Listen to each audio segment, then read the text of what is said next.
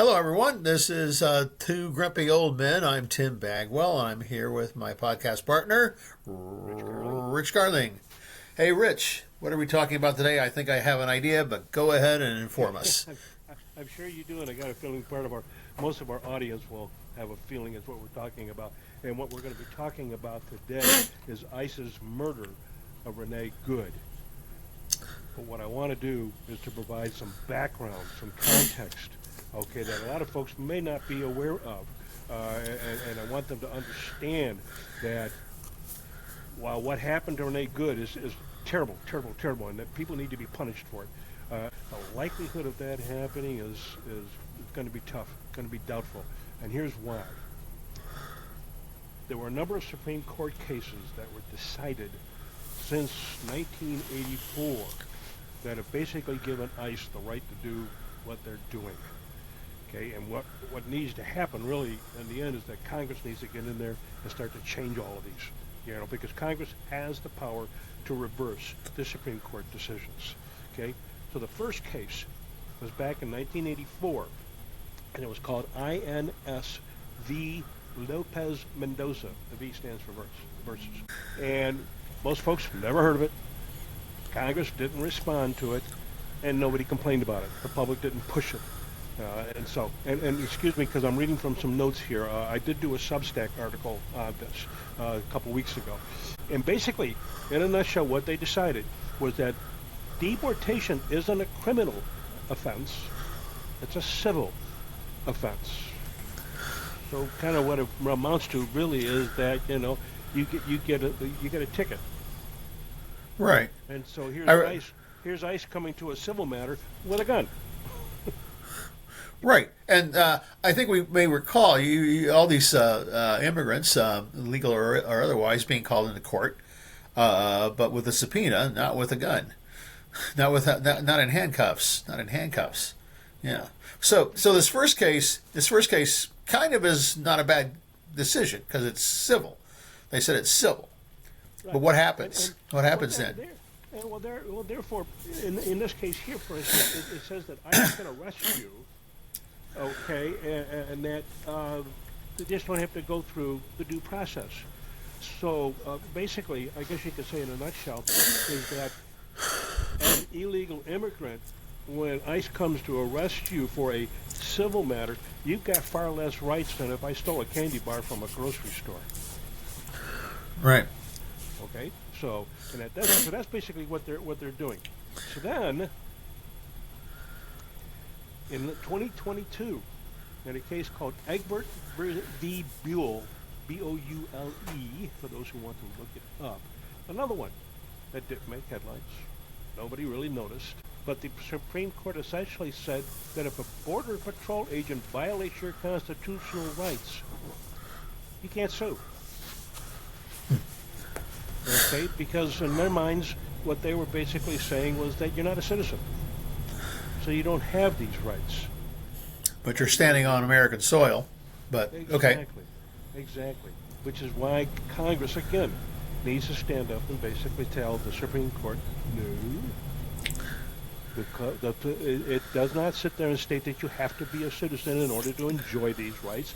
The Constitution itself says any person. Right. It's a key word. Two words there. All right. Yeah. Any person. Okay. So they're basically saying in this case here, the Constitution doesn't apply to an illegal immigrant. Well, that's BS, and we all know that. Okay. So then, in 2025, the next case was the Department of Homeland Security. They called it DHS versus DVD in 2025. All right. This was on the shadow docket. In this case, the court fast tracks with a no explanation lane. What the shadow docket is all about. We've seen them use that left and right in the last few years, and if not the last 10 years. And a lower court had ruled that certain detainees were entitled to due process protections before removal. But the Supreme Court lifted that protection with a one-sentence order. No reasoning, no explanation, just a green light for immediate deportations. Okay? So then, we come up to the last case, Trump v. JGG. This was also in 2025. And that's because the court actually reaffirmed. Uh, it's kind of complicated, all right? They What was the reaffirmed. case again? Say you were spelling out initials. What was? Can you repeat the case? Repeat the Yeah, case. it was Trump. Name. Trump versus J. Trump versus J. G. G. Okay. I don't know what the JGG stands Some. for. I apologize for that. Okay, but it says here. Okay, as I understand the case, in one breath they're sitting there reaffirming the process, and in the other breath they're taking it away. This is what the Supreme Court's been doing. Yes. That in order to try to justify, them getting around Right. The original wording of the Constitution that they to abide by. They call them originalists. This is what the founding Right. fathers meant, kind of thing. And that the founding fathers weren't really worried about immigrants at the time. When the Constitution was developed. They were all. There was no. The immigration policy was show up. Yeah, they were all immigrants. We have and they needed, we have some work. they needed Yeah. people. So this is interesting because they emphasize the executive branch's authority in emergencies, especially under old statutes like the Alien Enemies Act. And what ICE heard Yep. was the executive has wide latitude in immigration emergencies, and ICE ran with it. So now we get to this situation. By Right. the way, you probably saw the Facebook post that I put, and I also think sent it to you. One of their strategies in running with this is a thing called the kill box. You know what the kill box is? I do not know. Okay. So you take Renee Good. She's got her car parked crosswise on the street, because what it looked to me like she was trying to do was pull out of a parking spot. Okay, and so you Right. have to basically angle out and then go straight. So she's angled Right. out. She gets blocked on the right side by the ICE agent who did the filming and the shooting her. Okay, and then you get another ICE vehicle coming in from the left side. So they're basically boxing her in so that no matter what she does, it gives them an excuse to try to shoot her, to kill her. And they call it the kill box. And it's something that's been endorsed, by NOM, and by Homan and others, and Department of Homeland Security. So she's the only thing she can do is to sit there, not do a thing. But because she was trying to get out of, their way, because they were demanding to know why she was blocking the road, they shoot her. Right. The claim is because she hit him. But in every one of the films that I look at, this guy purposely put himself in the way. There's a big Right. difference between somebody trying to run you over and somebody sitting there purposely putting themselves in the way. Even the police have said that is one of their training rules, is you do not put yourself in harm's way. You don't stand in Right. front of a vehicle because they can run you over. You don't stand behind the vehicle because they can run you over. Well, This guy, and here's this guy something. purposely did it. Well, here's something that they haven't been talking about much, and that's the first officer who grabs the door handle, tries to open the door, and then puts his hand inside the vehicle. She doesn't know what's going on at this point, and trying to take control of the vehicle is kind of nuts. As far as the offending the murdering officer, if you will, I've seen another step by step in which you see him. He's unholstered his weapon, well in advance of being in front of the vehicle. So he's pulling out the gun arguably sooner than he should have. And again, he should have just stepped away. Why would you shoot someone? Why would you shoot?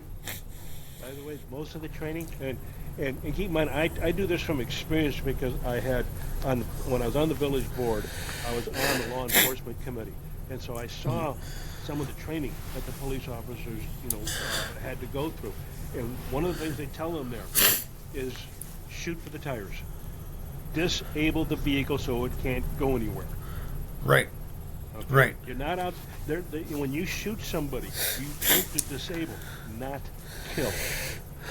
Right. These guys aren't even doing that. They're just shooting to kill. They don't care. Yeah. Another thing about him being hit or whatever, or rushing away from it, it's a slippery surface. He could have, they're not taking into account the slippery surface that supposedly might cause a threat, or his movements, which could be slippery surface. I'm not talking about ice agents either. Yeah. There's ice everywhere. Well, no, There's ice no one everywhere. was sitting there claiming that they were supposedly stuck in a snowdrift or some crap like that. But when I take a look at the films, I'm sorry, but those streets look pretty salted to me. Yeah. They we're from Chicago up here. We know what salt looks like, and Right. streets look like. Right. The administration's claims are absurd, and as if I know we try not to do this, but quoting the mayor of Minneapolis, this is bullshit. Yes. What they did was kill this person. They did not. There was no reading of rights. There was no probable cause, is what we're looking at here. Moving a vehicle is not probable cause. Exactly. Would be my argument. Moving the vehicle, and moving the vehicle in such a way, she's not exactly going 60 miles an hour in a 40-mile zone aimed at the officer, And even if she was, he still has time to get out of the way, right? She's slowly pulling out of the parked position, and he goes ape shit. He goes, obviously crazed. So he needs to be brought up on charges. I think your case is on a federal level, and everyone is saying this. A lot of the major players are saying that Mark Elias and Don Kirshner and Brian Tyler Cohen are saying this, that we're likely not to see justice on the federal side. And even if there was justice on the federal side, Trump would pardon the guy. So we have the state, and the state Bring up state charges. Yeah, bring up state charges. And this is interesting. As a precursor to what I think we're hopeful will happen, is that I think the Democrats need to strategize the idea that we must be able to bring up all these Trump officials on some kind of state charge in the future, because they will try to use federal authority to evade. They'll try to use his pardon power to evade justice. But back to the murder of Miss Good, the murder of Miss Good. Yeah, It's a fair point, Tim. It's a fair point. Yeah, it's a travesty of justice. It wasn't even justice. It was just murder. It was just murder. Well, they're playing judge, jury, and executioner. Yeah, and making false accusations about her character and her affiliations and all of that. They are slandering her and build their case. And well, it's interesting too, because when you look at the video and she's smiling and going, "I'm not mad at you, dude." Yeah. and yet she's going to become a member of a Venezuelan gang eventually. The way Noam and them are talking. And on top of that, did you see the threat that Noam made? That basically said, and I'm kind of paraphrasing here, but one of us, many of you. Right. Yeah, it's no big deal for her to kill. I think it should be a thing. We are all Renee Good. Potentially we are all Renee Good. I am Renee Good is maybe a cry that should go out there. This shouldn't be allowed to pass. A rallying. Well, and I hate to, the thing that it's like none of this should be happening. None of Exactly. And what I said in my Substack article, when we looked at these 5 cases, okay, and every one of them got no response from Congress, got no response from the public, and so that's why, in a lot of cases, we're in the shit we're in right now. And had people responded, if people paid attention, and the thing is that a lot of people out there just don't feel like we should have to pay attention. None of this shit should be happening. Period. Right. Yeah. I was having a conversation with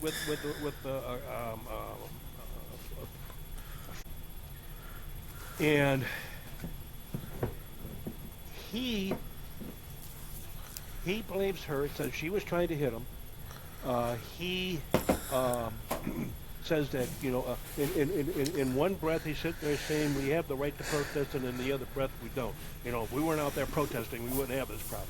And it's like going, wait a minute, are you trying to tell me we don't have the right to, to speak out, to protest with what our government? Oh yeah, we got the right, but then again, you don't have the right. He's claiming the Democratic Party is encouraging people to be violent out there, and I'm like, no, they're not. The total opposite. And as I told him, you got to quit listening to Fox News. And it's like this is crazy. And so I can no longer talk with people, who I consider friends. We're on the opposite side of the political fence.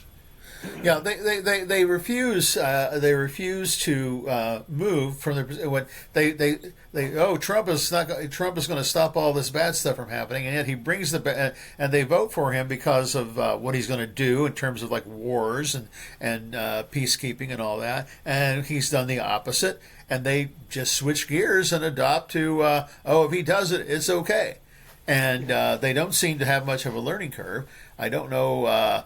Fortunately, they elected him on a thin margin, and there are some who are not going to vote or who are going to vote the other direction because the blue wave is here, and hopefully it's a blue tsunami. Yeah. Hopefully a blue tsunami. Here's the thing: a lot of people are now wondering, okay, what can they do? What can they do to try to counter this thing? All right, and, right. And I know that we both have been pushing for people. I know there were apparently millions of people who took to the streets, and not only in major cities, but also in small rural towns, where they're standing up there and they're saying, "Hey, Renee Good," okay, and saying her name and calling the Trump administration to task over all of this.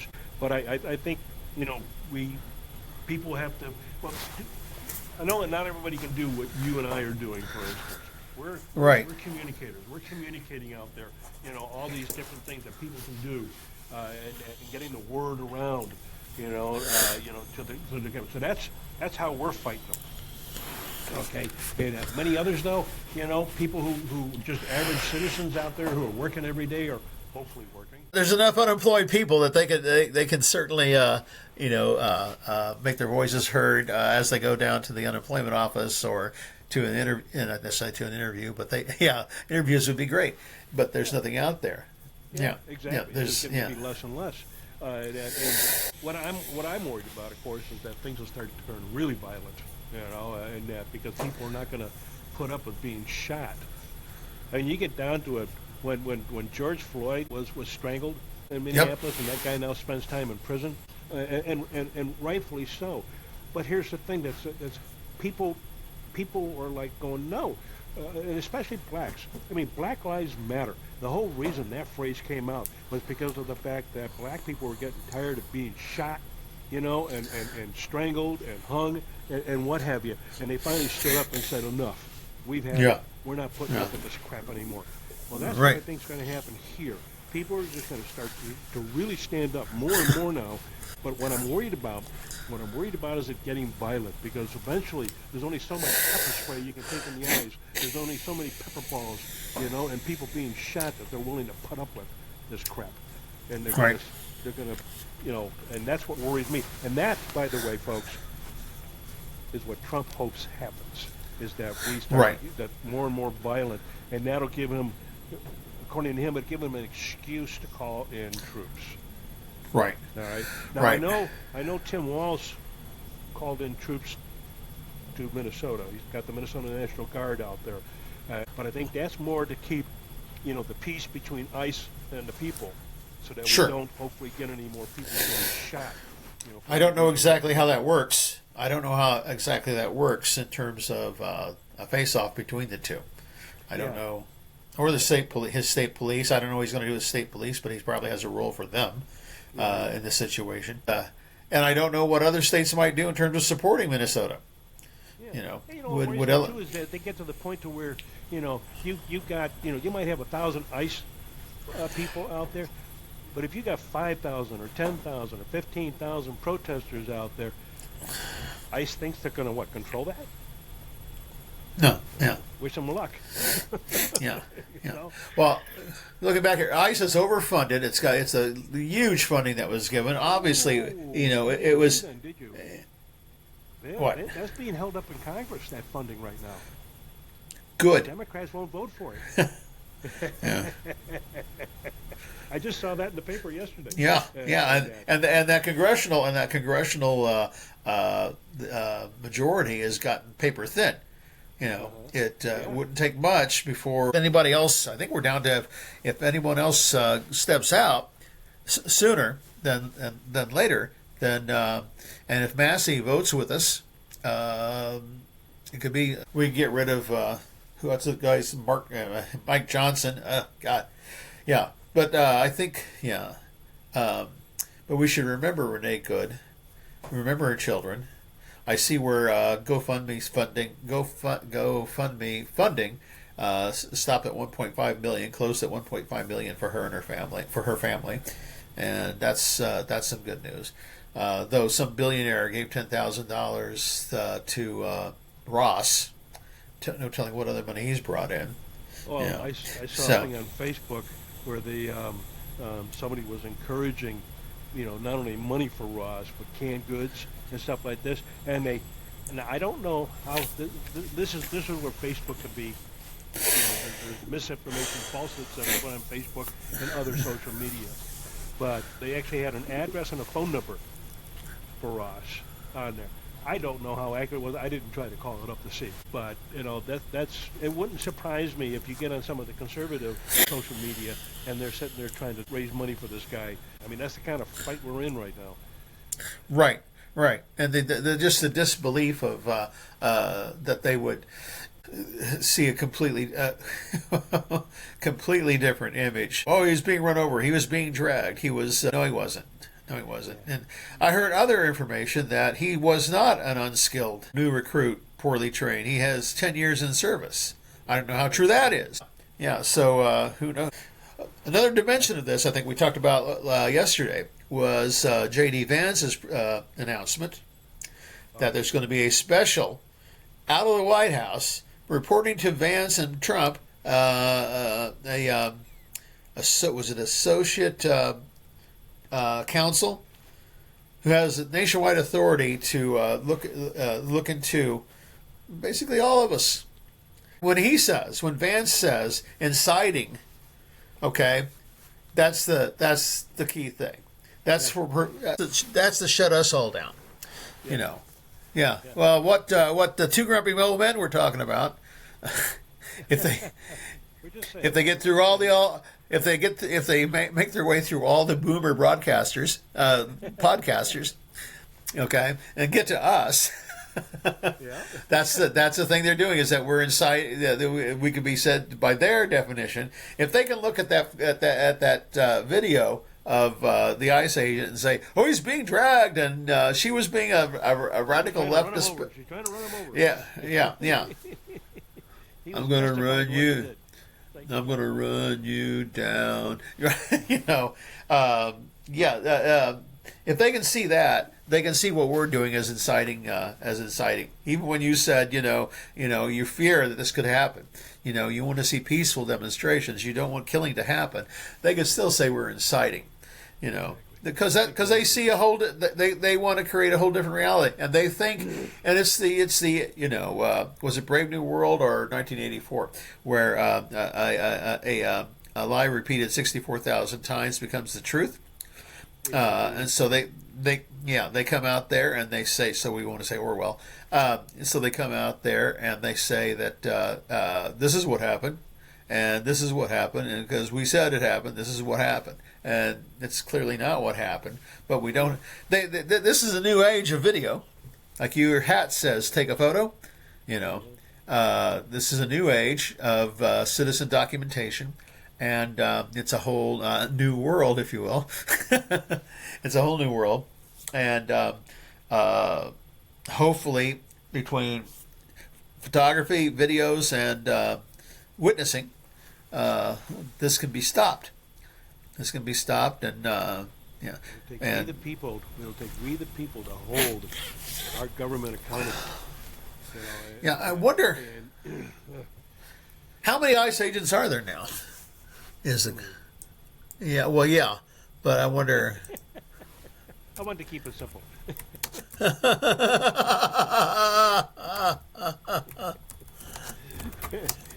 You know, they're all and every, in my opinion, every one of them are ill-trained idiots.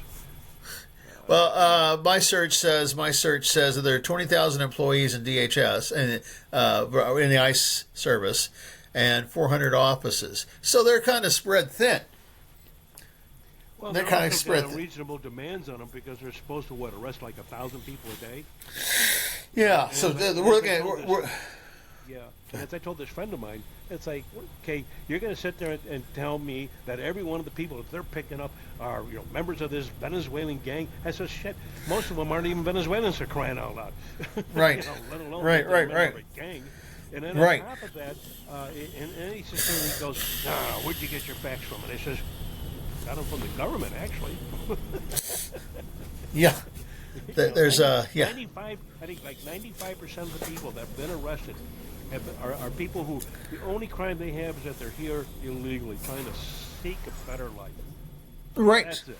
Big whoop. Right. Yes. Search of a better life. Yeah. Well, and the rest of them have got traffic violations, or petty crime. Yeah. Something that does not mean that you Rise. gotta sit there and shoot them. Right. They came here for a better life, and now they'll go being returned with a bitter life experience in the United States. Yeah. So- we were once the country the world wanted to go to because of our freedoms, because of our rights, because of the fact that we practiced those. Yeah. Well, fought for those. It evolved. We fought for them. A big part of our history was about ended up with expanding rights. Slavery, suffrage, civil rights, voting rights. This is all expansions of our rights, and but it's being shut down now for evil purposes on the parts of the billionaires, of the Heritage Foundation crew, of the Federalist Society. There's always Federalist- a group of people out there who sit there and say, no, not everybody has the same rights as I have. Okay, and that's why you had slavery in the beginning of the country. That's why we fought over it in the Civil War, because there's always been this group of people who do not believe in what the Declaration of Independence says. They don't believe in what the preamble of the Constitution says. Well, it's like when they did the Constitution, okay, they were doing part of what the elites there were doing part of what the elites have always done. They did not see slaves as humans and that should have rights. Yeah. So they just said that, and they developed their positions around that, and it took a civil war to move from that visual, of these are slaves. We can track them by skin color, and they don't have the same rights. And that there was a fight, and then that fight continued because many were not escaping sharecropping. Housing was a problem.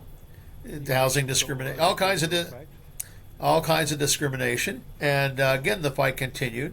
The fight continued for Japanese Americans. The list goes on, and the fights usually ended with progress. But now we're in regress. What is that? We're striving towards that more perfect union. Because we know this is not a perfect union. Right. Okay. And we have lied to ourselves about a number of. We have a mythology, and now that mythology, we're confronted with that mythology. You were speaking about Black Lives Matter. Renee Good experienced what Black people have been experiencing since the founding. And, this discrimination, this lack of. So and we're now at that again, and Trump seeks to distract us with Venezuelan occupations, threats to Greenland, and other threats, and is the insanity of it. Yeah, and he talks about our. It's probably easier to list the people he's not going to invade versus who wants to invade. Right. And Yeah. here's the thing. You mentioned earlier. Here's the thought.